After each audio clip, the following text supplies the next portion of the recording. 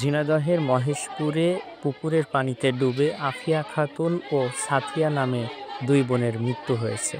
বুধবার সকালে স্কুলে যাওয়ার জন্য গোসল করতে পুকুরে নেমে ওই দুই বোন পানিতে ডুবে যায়। দুই শিশু একে অপরের চাচাতো বোন। এ ঘটনায় এলাকায় শোকের ছায়া নেমে এসেছে। বুধবার সকাল ৯টার দিকে মহেশপুর উপজেলার নেপা ইউনিয়নের খোসালপুর গ্রামে এ ঘটনা ঘটে। মৃত আফিয়া খোসালপুর গ্রামের শফিকুল ও সাথিয়া একই গ্রামের খায়রুল ইসলামের মেয়ে। তারা খোসালপুর সরকারি প্রাথমিক বিদ্যালয়ে পড়াশোনা করত। স্থানীয় ইউপি সদস্য ও আফিয়ার মামা এনামুল হক জানান, সকালে দুই বোন স্কুলে যাওয়ার জন্য বাড়ির পাশের পুকুরে গোসল করতে নামে। এক পর্যায়ে তারা পানিতে ডুবে যায়।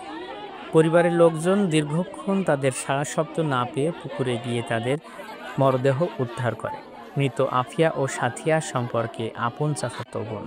এ ঘটনায় এলাকায় শোকের ছায়া নেমে এসেছে। মহেশপুর থানার ভারপ্রাপ্ত কর্মকর্তা ওসি তদন্ত সাজ্জাতুর রহমান জানান, পানিতে ডুবে দুই শিশুর মৃত্যুর খবর পেয়েছি। পুলিশ ফোর্স নিয়ে ঘটনাস্থলে রওনা হয়েছে।